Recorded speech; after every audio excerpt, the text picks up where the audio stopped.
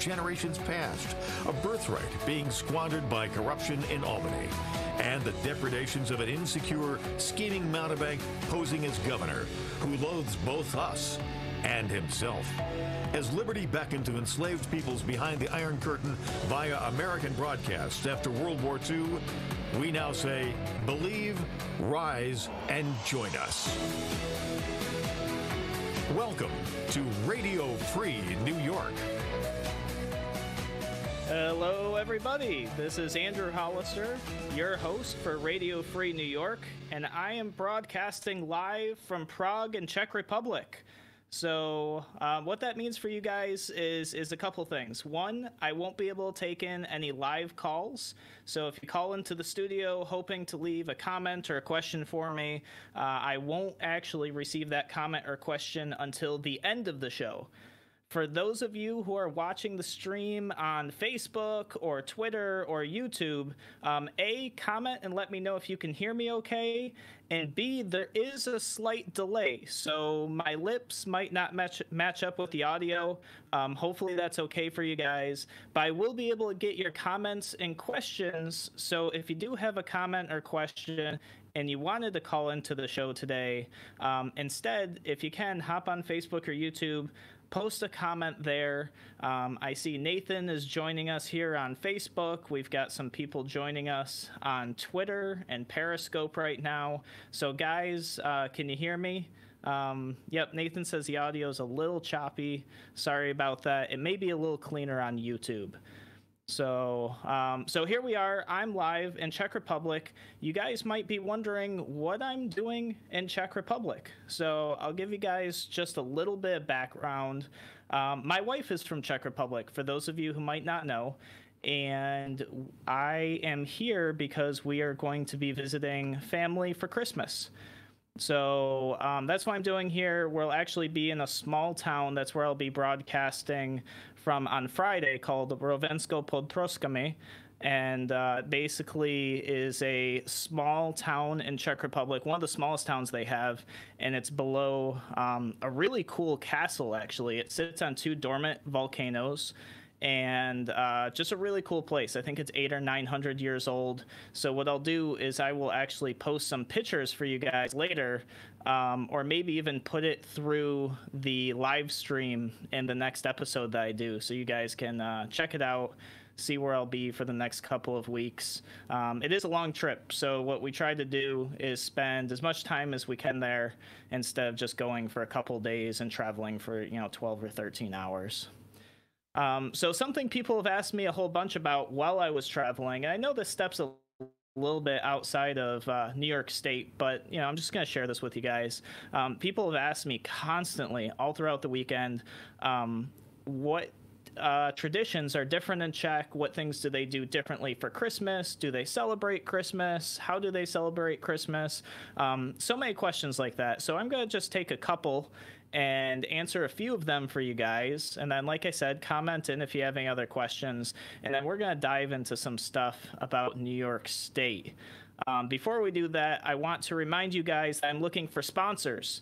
So running the show costs us money. We want to keep it going. If you know a small business in New York State that wants the type of coverage that this show offers, please connect them with us. The show basically covers all of Western New York through radio, even a little bit of Northern Pennsylvania and Southern Canada. Online, obviously, we cover just about anywhere. So good businesses is the type of business that wants to reach that population. So a little bit about Czech Republic here. Probably one of my favorite things to do during Christmas time, or to have or to try, is we actually go, they have all these little Christmas villages set up all across the country. And for those who don't know, Czech Republic, their whole country is actually about the size of New York State.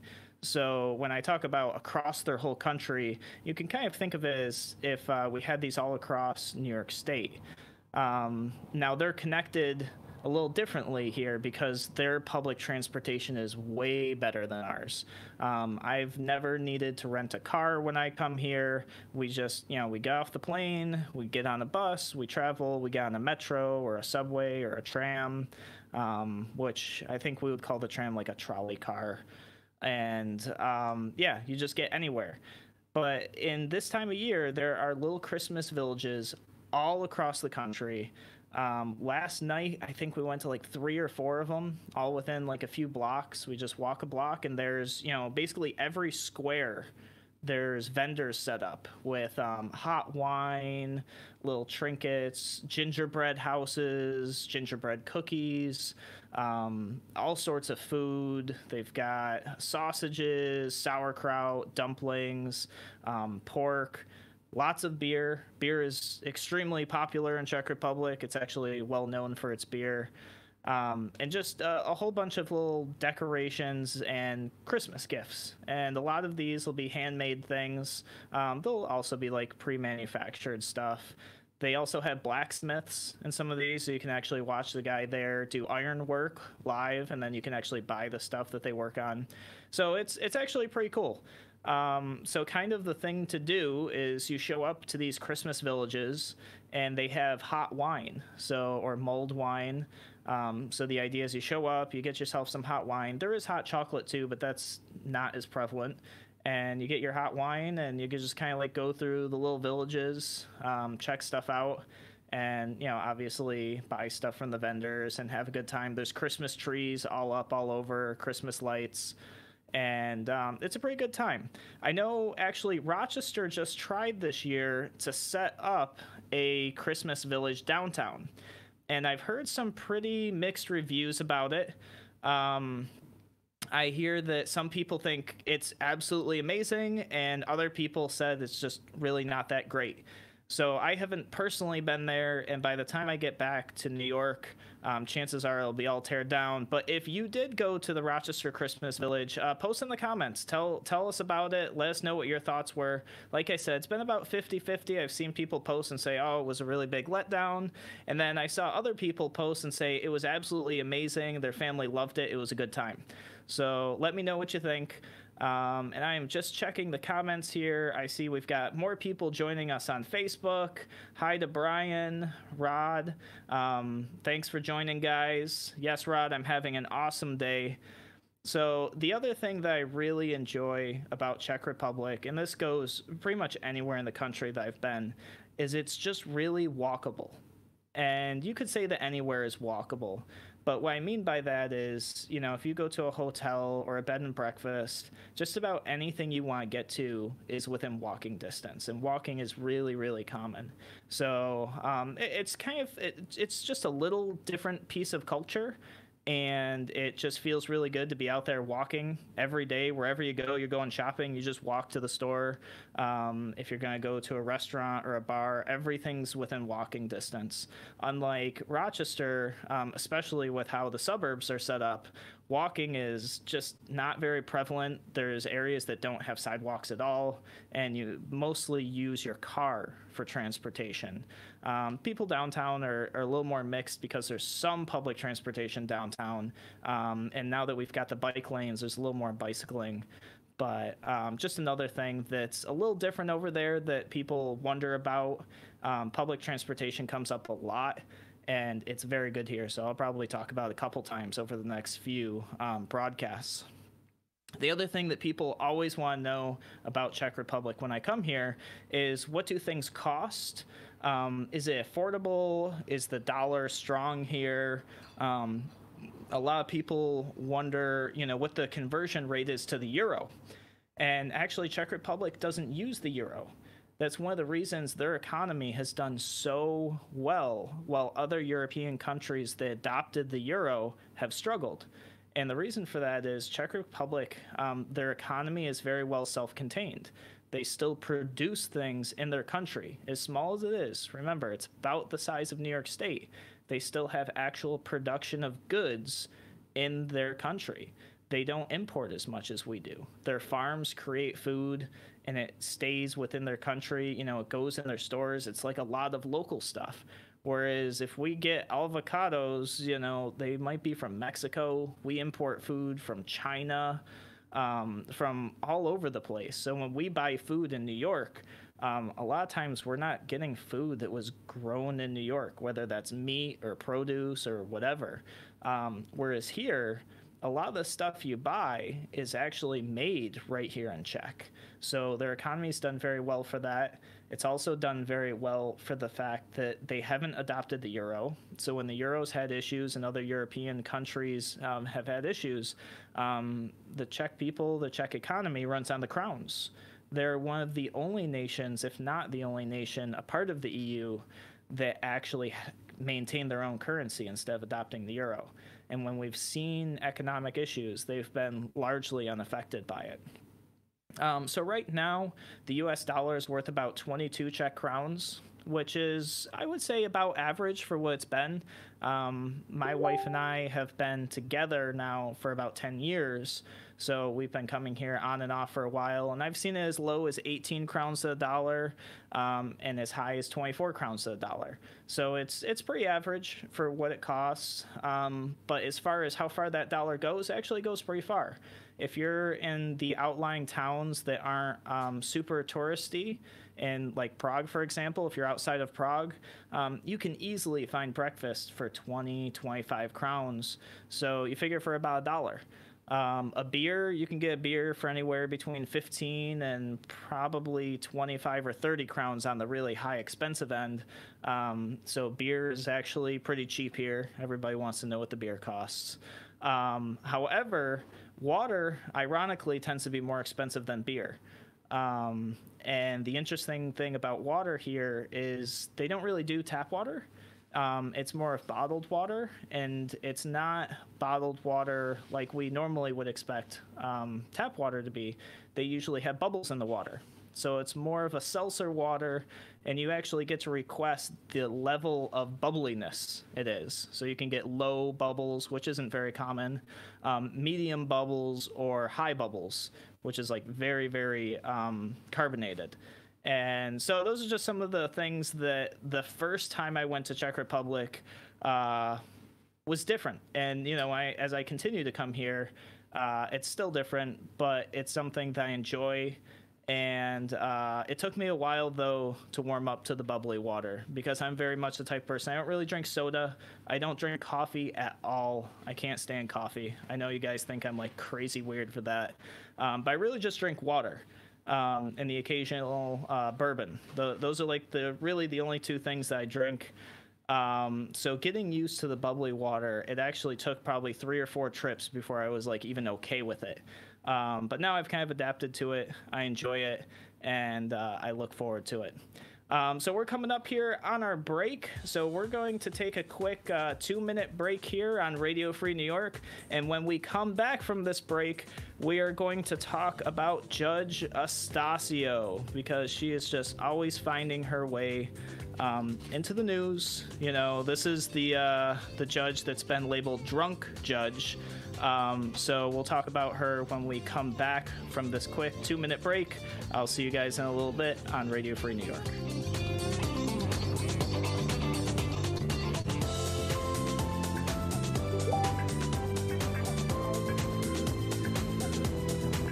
We'll treat you like family at Mark's Pizzeria. We'll treat you like family at Mark's Pizzeria. Great pizza, fresh and good. Simply the best in your neighborhood. Come in, we'll get to know you. Call. Sounding good. We can bring it to you any time of the day. Mark's Pizzeria. We'll treat you like family. Mark's Pizzeria. From Avon Feed and Supply, introducing Dry Shod waterproof footwear. Dry, comfortable feet, even on those warmer days. Avon Feed has a big selection of dry shod for men and women, offering fully flexible athletic shoe sizing for great fit and maneuverability. Its exclusive insulation breathes and keeps you warm without bulk, and you'll stay dry top to bottom with state-of-the-art waterproofing.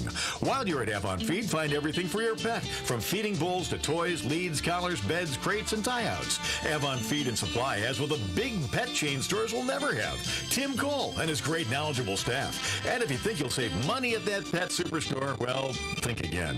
While you're at Avon Feed, don't forget the two-legged pets with River Rat Thousand Island cheese in great flavors, including hard to find mean and nasty. Plus, once again, nut butters, Nunday mustards, and Rickles pickles. Open weekdays 9 to 6, Saturday 9 to 4. Avon Feed and Supply. West Main Street at the bottom of the hill, just west of the Circle. Take it, Tony. How's that, Pete? Terrific, man. Hold on. Hello. Honey, we need help. The house is freezing. Oh, man, now I really got the blues. What's the skinny, Pete? Furnace won't fire and the house is freezing. What am I going to do, brother? Call Taylor, 500 Help. Their heating experts will fix things up and have you singing in no time. 500 help? Now that's a hot number. I think I'm really getting it, man. Call Taylor. 500 help. You're listening to Radio Free New York on the WYSL stations. All right, everybody. This is Andrew Hollister in here on Radio Free New York, broadcasting live from the Czech Republic. I am currently in Prague to visit family for the Christmas holidays, and luckily we were able to get the radio station all set up and working so I can still join you guys from halfway across the world. It's just really amazing how far technology has come and how I can still come here, broadcast, talk with you guys while being on the other side of the world.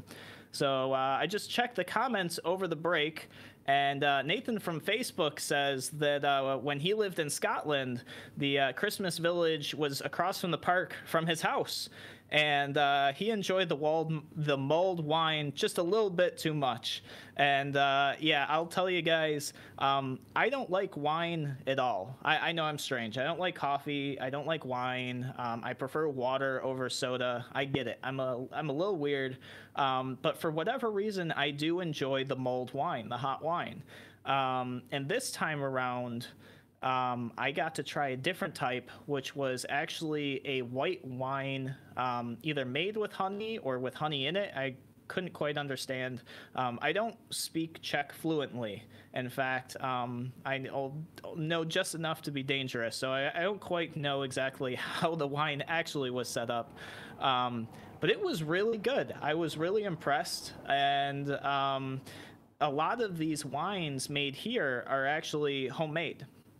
So when you would go vendor to vendor, you could get one mulled wine that was a honey wine at one stand, and then later on you'd try it from another stand, and they taste totally different. Some were just like way too sweet. I mean, they'd pour it for you, and it was like a dark color, like it was just straight honey or something.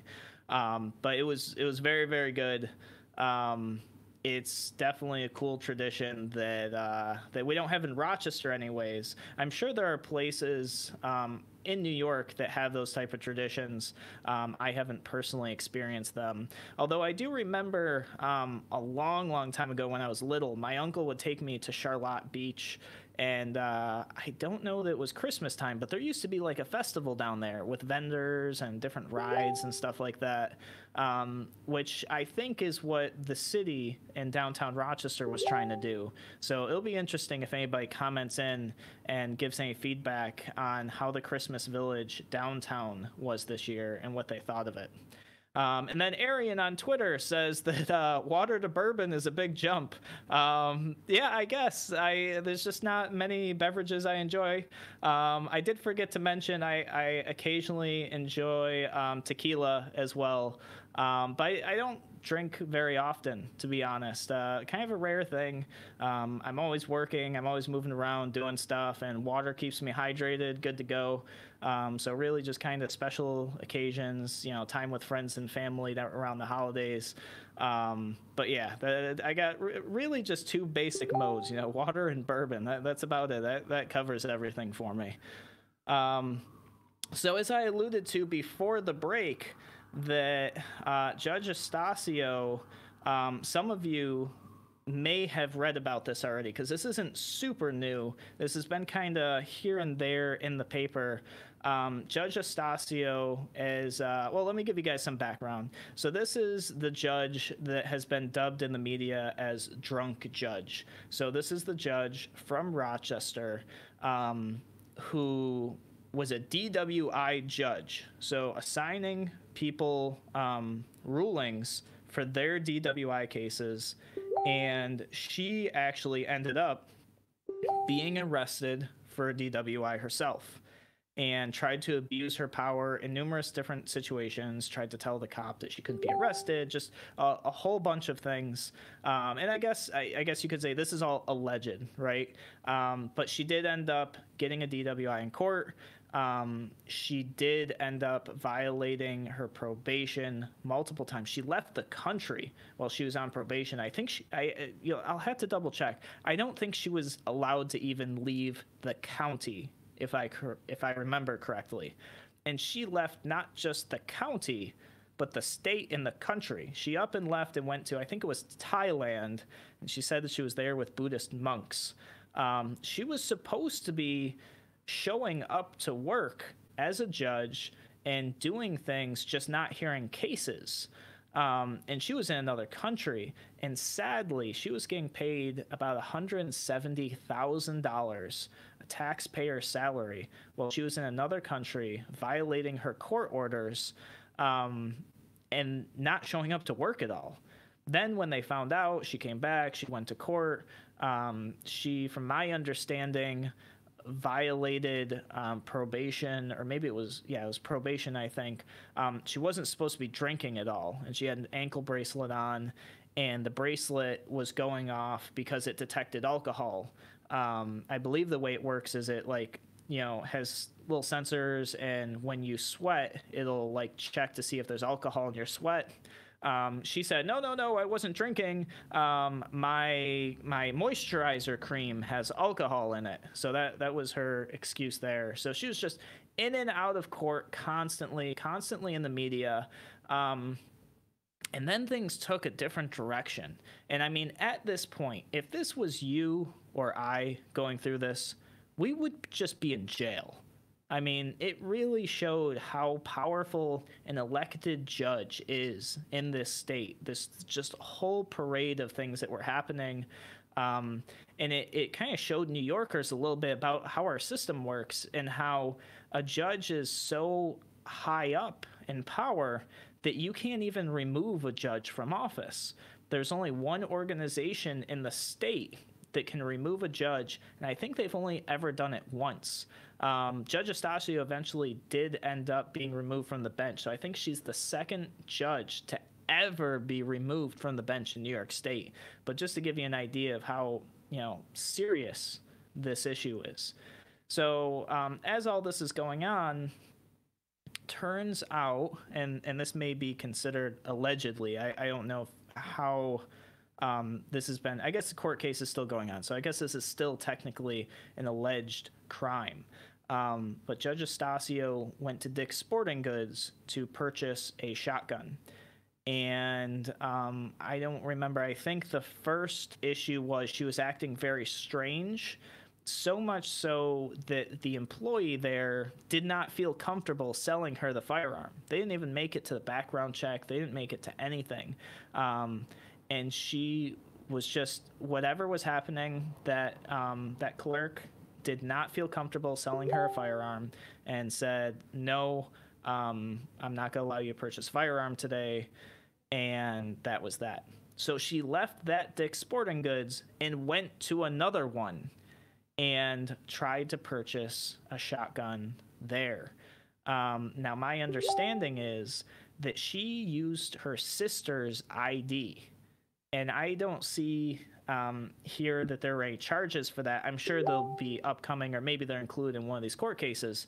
But first off, you have a judge impersonating a family member and using somebody else's identification to try to purchase a firearm.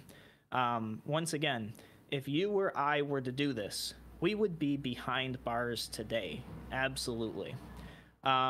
So what ended up happening is they went to do whatever, I'm not sure how far along in the process they went, but somebody actually recognized her there, along with the fact that at Dick's, if you're denied a firearm sale, apparently it goes into their system. And if you go to another Dick's, it'll pop up and they won't sell you one there either. So however this process worked, it popped up that she was denied being sold a firearm in Dick's. Then somehow they figured out that it was actually her, not her sister. And they were like, wait, you're not even allowed to own a firearm per your either court orders or the charges she received from her DWI. So what ended up happening is she started screaming at them, making a big scene about it. So naturally, the police got brought into it. So now she's actually facing charges for felonies. I believe it was originally a felony attempt to purchase a firearm, if I understand correctly what the charges were. Now, her attorney has filed motions to dismiss the felony charges. There's a 15-page document here. And the arguments about this are what are so interesting to me. Because one of the things that she is being charged with is having a dangerous weapon within her either parole or probationary period, her court order that she's not allowed to have dangerous weapon. Well, one of the things that her attorney has filed to drop this case is that the shotgun was unloaded. And an unloaded shotgun is not considered a dangerous weapon, and thus the charge should not apply. Now, what's very interesting here, and we've talked about this on the show in the past, is that in New York State, bullets do not need to be in a gun for a gun to be considered loaded. And really, I believe the actual words are ammunition in a vicinity of the firearm. So what that means is in a Dick's Sporting Goods store where there is ammunition on the shelves everywhere surrounding you, surrounding the firearms display, by New York State law, all of those guns that I would consider unloaded because there are no bullets in the gun, according to New York State law, all of those firearms are loaded. So this will be pretty interesting. There was another thing in here. I'm looking at the article right now. I'm trying to find it. Let's see. There was something in here about that the law is unconstitutional, so the case should be dropped. So it's really interesting that at this point in time, the unconstitutionality of a gun law is being used in this case, because in New York State, traditionally, the Constitution isn't brought up in court, especially to Second Amendment things, because New York State courts typically don't uphold the Constitution. They look the other way when it comes time for the Second Amendment. So it'll be really interesting to see if the rules are applied differently in this case, and if the constitutionality of these charges holds up or not. Because if they do decide for some reason to rule that, yeah, this law or this piece of law is unconstitutional and this is protected by the Second Amendment, that will create what's called case law in New York State. And case law essentially is when you have a law on the books and a judge rules against that law, whether it's unconstitutional or violates another law or whatever, that creates case law.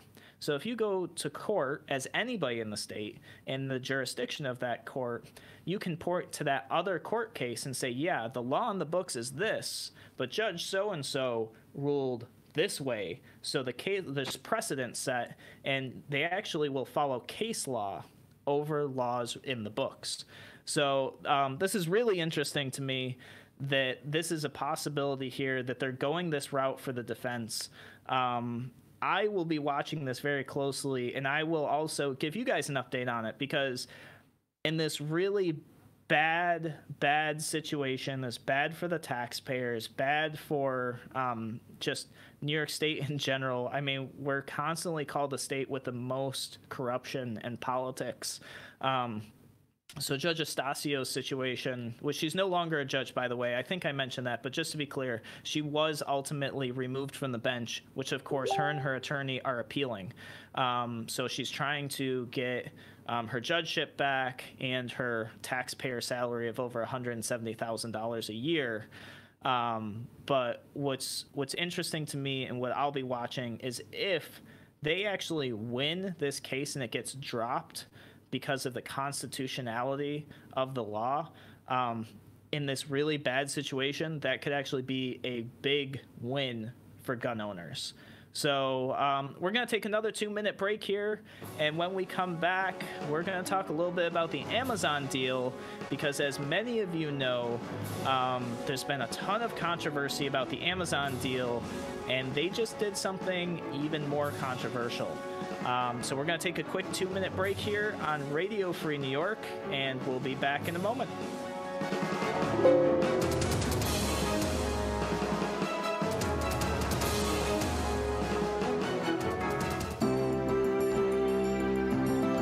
Out of 7 young people between the ages of 10 and 18 will run away. Youth between the ages of 12 and 17 are more at risk of homelessness than adults.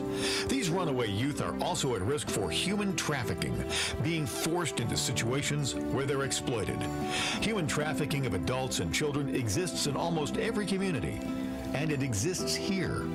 If you're a child or a young adult or know of one who needs Everything going well? Getting rave reviews from Bob Savage. 1-888-373-7888. That's 1-888-373-7888.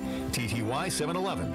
Or text 233-733. For more information, visit humantraffickinghotline.org. Brought to you by the Livingston County Safe Harbor Task Force and funded by New York State Office of Child and Family Services. You're listening to the voice of liberty. WYSL. AM 1040 Avon, Rochester, FM 92.1 Rochester, FM 95.5 Spencerport, and WYSL1040.com everywhere. Tour the days before Christmas. You can tell by the sound. The face is so nuts, just fast food can be found. Shopping, the school play, decorations, and snow. For quality family food, where can you go? When what to your wondering eyes should appear but a juicy Wahlburger, a frosty root beer, handmade ice cream, crispy fries, even Waldo. Too busy to sit there? Then get it to go. And since Tom Wall's quality and value are things you can see, now you can get home to put up that tree. Tom Walls wishes your family a season of cheer, a wonderful holiday, and a tasty new year. But just as you're settling tonight in your bed, hark! What's that sound that you hear overhead? Ho, ho, ho! Merry Christmas to all! And make no mistake, it's not a hamburger, it's Tom Wall's ground steak. Ho, ho, ho, ho. A holiday greeting from Tom Wall's family to yours. 9 locations in the metro. You're listening to Radio Free New York On the WYSL stations.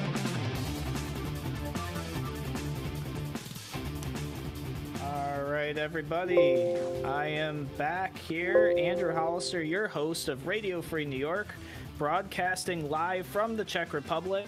Want to welcome a few more people I see here on the live stream. Warren, Chris, Amy, Courtney, William, my aunt, my dad. Thank you guys so much for joining in on the show. I just heard from the guys at the radio station. They're saying the audio is coming through good, and I see you guys on the stream saying there's a slight delay in the audio. I do apologize about that, but I'm streaming from 3,000 miles away, so there is going to be just a slight delay. If it throws you off, just maybe look away from the screen so you don't see my lips moving at a different time than you hear the sound. So I am here in Czech Republic and visiting to visit family for the holidays. And we left off talking about Judge Estacio. And what we're moving on to now is Cuomo and the Amazon deal. So the Amazon deal, to recap for the listeners who might not be familiar with it, who don't know what's going on, or maybe you're seeing people post about this Amazon deal on Facebook, and you're wondering what it's all about. So I'll give you a real brief recap so you know what's going on with Amazon in New York State. Many of you knew that Amazon was looking for a new city to put in their HQ to, their second headquarters. And they put out bids all across the nation, requests for proposals saying, hey, we want to move somewhere. And cities, towns, villages, states, everybody across the nation was competing because they were going to be bringing jobs and money with this new headquarters. So from those of you in the Buffalo and Rochester area, you know there was proposals put together. There was actually, if I recall, Buffalo and Rochester tried to put together a joint proposal to give to Amazon to try to get the best from both cities to bring Amazon HQ2 to Rochester. This was actually going on during my city council race, and I talked about it extensively, and on just the campaign trail, on a few radio stations. Ironically, one of the stations I was on, the radio host, they were heckling me kind of hard about it. Like, what do you mean you don't think Amazon's not going to come to Rochester? Like, and oh, you don't think photonics is going to be successful here either? And time has shown that, yeah, exactly what I was saying. Amazon wouldn't come to Rochester. We didn't have what they were looking for. We have a bad business environment. We have really high taxes. And I also said any deal that Buffalo and Rochester together would give Amazon would not be to the benefit of the taxpayers, would not be to the benefit of the people here, because we'd have to give them so much money and tax abatements, tax credits, and all of this other stuff that the jobs that we would get out of it wouldn't actually add up to what we would get. Like, what we gave would be way more than what we would get back as a community, as government, as citizens. It wouldn't add up. And people would try to argue with me on that. I'm like, no, listen, we're talking about business people here, people who are smart, who, they take their costs, they minus out, what they make, and they figure out, okay, this is what my profit is. So they would not move to an area like Rochester or Buffalo because unless it was such a crazy, crazy deal. And we proposed a pretty crazy deal. I think it was over $700 million, if I remember correctly. $700 million in tax abatements, tax credits, not having to pay certain income taxes, if I recall. Just this whole crazy deal. And Amazon was like, no, sorry, not good enough. Still too expensive. So what might have been good enough? Well, Amazon, immediately following the New York State gubernatorial election, by the way, so this is, Cuomo knew that this was wrong and bad, because if he thought it was good, if he thought it was right, if he thought that people would be positive about it, if he thought it was the right deal for the people of New York, then he would have brought it up and talked about it before the November election. Now, they waited until after the election, so they already knew this was going to be bad for New York. So following the gubernatorial election in New York State, the Amazon deal came through. The Amazon was going to put part of its HQ2, part of its second headquarters in New York State, down in New York City. Now, people think, well, that's not so bad. I mean, we're getting Amazon, right? That must be really good. Yeah, it costs us about $3 billion. $3 billion with a B. Not an M, not 3 million, $3 billion. I believe it was 1.7 million will be paid for by New York State, 1.7 billion, and 1.4 by New York City. So here's the thing. Where do you think that 1.7 is going to come from New York State? Oh, us, the taxpayers, upstate. We will see no benefit whatsoever from these jobs created downstate. We will see no income tax. We will see no anything from the jobs created downstate, but we will pay for it. We will pay for it. Now, New York City, they decided that they're going to fork in another $1.4 billion. Okay, if they choose to pay for it, I think it's an awful deal. I think it's an awful decision. I think it's bad practice. I think government should never be bribing businesses to come and do business in the state. Because what happens constantly is this. The business comes in, usually large business, right? So large business comes in. they get all of these corporate bribes, which means the business environment wasn't good enough to begin with. Because if it was a good operating business environment, they would have came anyways. There would be no need for tax abatements, credits, these corporate bribes. They would not need it. So business is bad already. The environment is bad already. So that's the first tell. Like, your business environment is bad. Your politicians, your elected officials are not doing what's right for your economy. Then the second piece is, so you have to bribe them to come in. Then these bribes give these large corporations a competitive advantage over our small businesses. Our small businesses are the lifeblood of our economy, the complete lifeblood.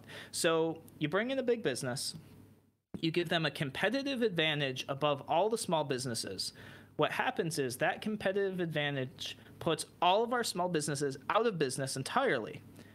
Then, after that happens, the big business leaves as soon as the tax credits are gone. So no more corporate welfare, no more tax credits. They leave, they go to the next town, the next state, the next whatever that's offering the corporate bribes, and they leave places in our home state as ghost towns because they crushed all the small businesses. Now there's even less economic opportunity.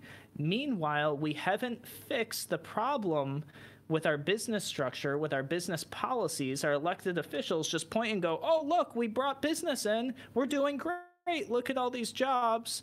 And they never, ever stop to think that, wait, we had to pay somebody to come into our state. We literally had to bribe them to come do business here. And once we stopped bribing them, they left. Now our economy is even worse. Our unemployment rate is even higher. This is just bad, bad, bad. So that's the Amazon deal in a nutshell. Here's the next thing, though.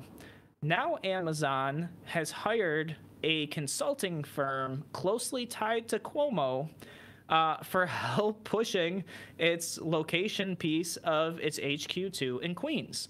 So here it is from the article. Let me see. What is this news source? Well, one of them was the Daily News, but since I'm in Europe, I'm blocked from accessing their website, which is also interesting. So I've got the quote. I believe this is from the Daily News. And it says, under fire in New York, Amazon has hired a powerhouse consulting firm to help with its push to locate part of its new headquarters in Queens. Amazon has hired SKDK Knickerbocker, which has close ties to, and let's just end the quote here and give you guys a little thing. Guess who? Governor Cuomo and many top Democrats, a source with knowledge of the situation said. So we're already seeing our typical crony capitalism. We're already seeing our pay to play. They haven't even built or found a location yet. Cuomo didn't want anybody to know this was happening before the election, because if he truly thought this was good for New York State, if he thought that the people of New York State would think it's a good thing, then he would have just said it before the election. Now, after the election, the left and the right are coming together, upset about this deal because they know it's so bad for New York. And what's happening? Just more crony capitalism. Now Cuomo's buddies, which this happens all the time, are getting selected for contracts that involve discounts, state money, corporate bribes to help push this along.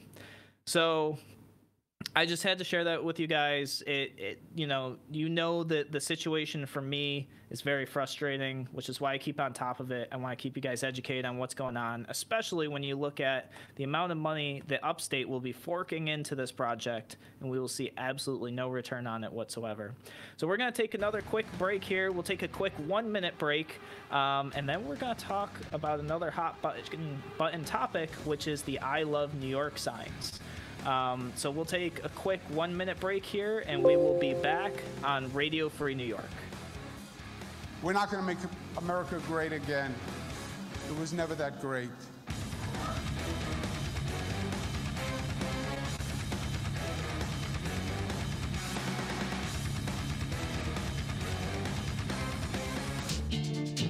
There's a place in the village of Avon you and your critter Will love. Whether they're big or small, whether they've got hair, fur, or feathers, Avon Feed fits every need.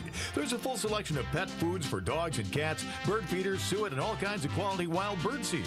Check out our frequent flyer bird seed program. Buy 10 bags of bird seed, get the next bag free. Choose farm feeds and great equine products like Blue Seal and Nutrina. Find everything for your pet from feeding bowls to toys, leads, collars, beds, crates, and tie-outs. Avon Feed and Supply has what the big pet chain stores will never have. Tim Cole and his great knowledgeable staff. And if you think you'll save... Were you listening to the return? I played the Cuomo soundbite. Yep, I got it. That's awesome. All right, when we come back, I'm going to play the I Love New York song. Great. Cassie, are you on Ethernet or Wi-Fi? Because it sounds great. Wi-Fi. Nice. West of the Circle. You're listening to Radio Free New York on the WYSL stations.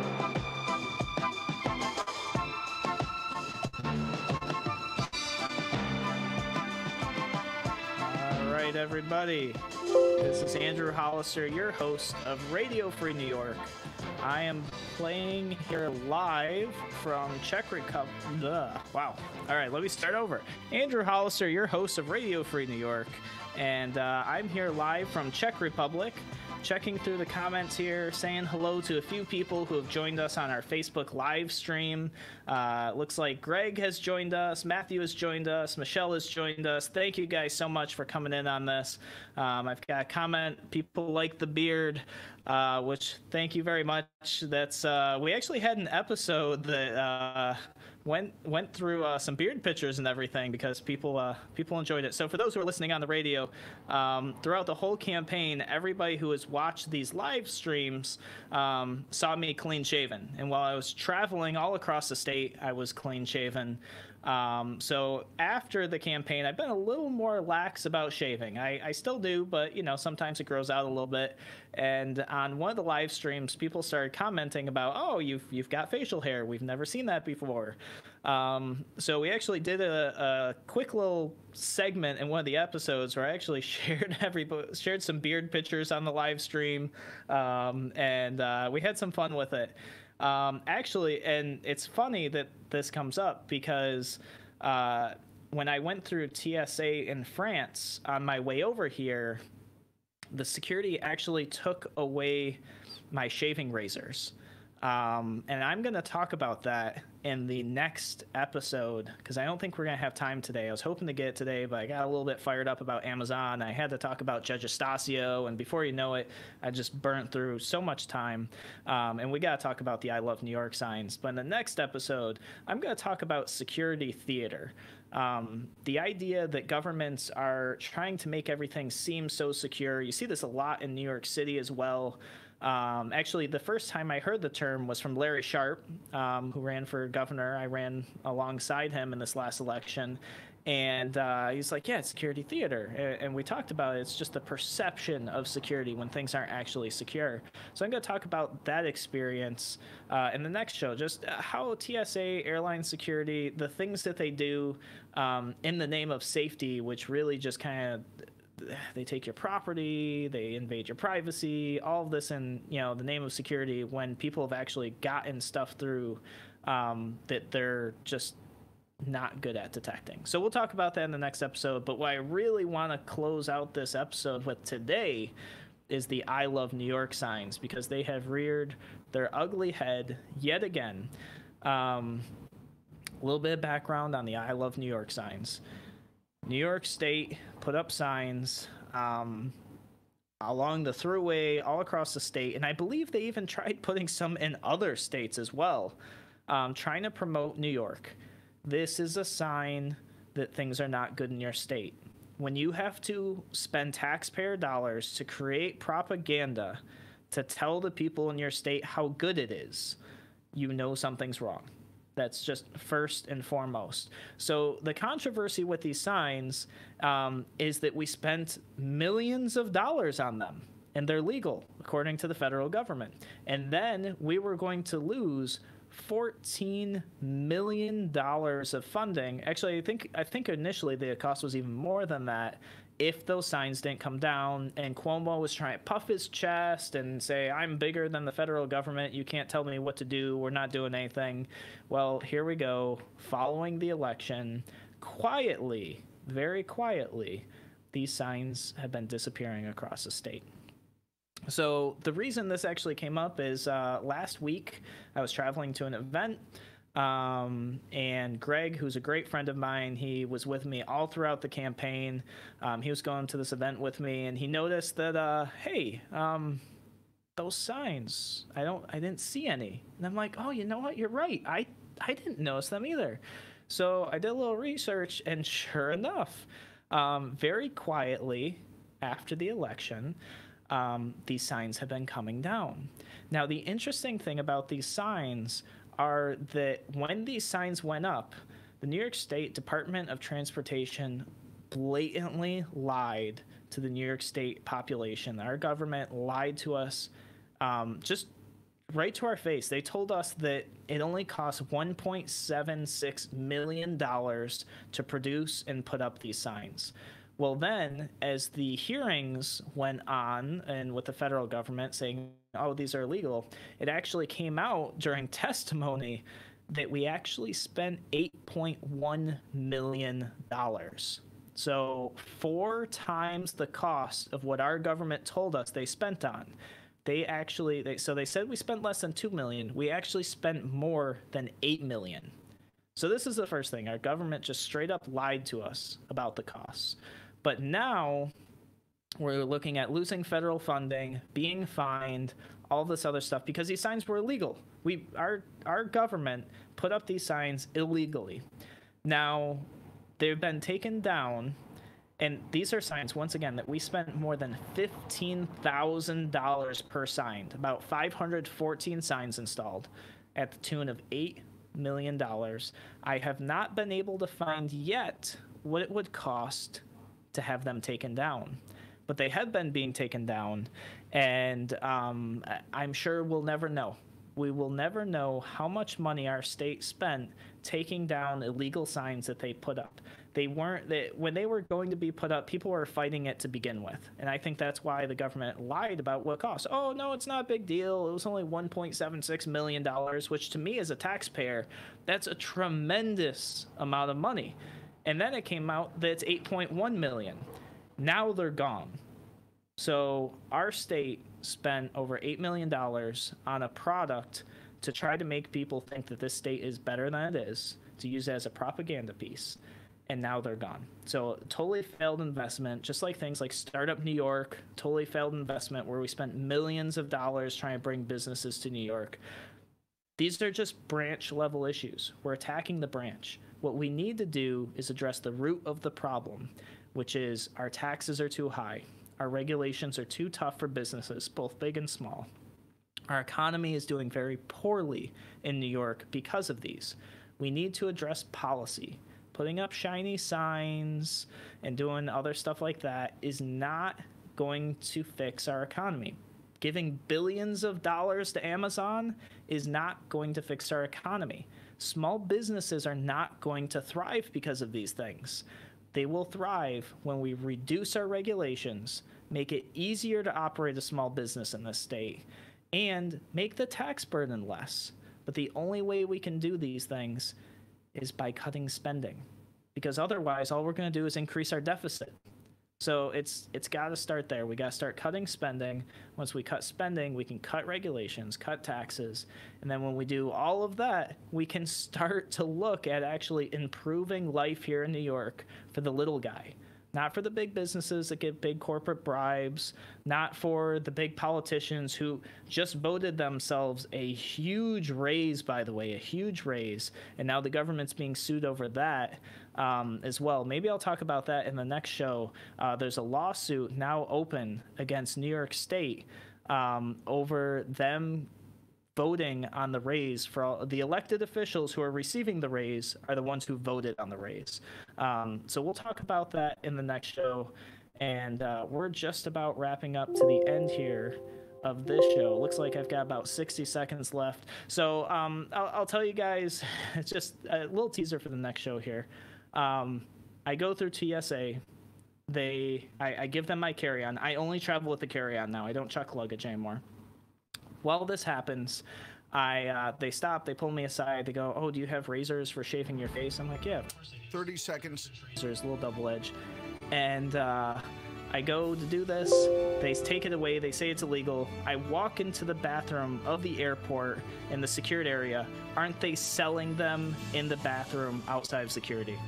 So a little teaser for next show. We'll talk about that later. Guys, thank you so much for joining me here on Radio Free New York. I will catch you guys on Friday, broadcasting live from Czech Republic.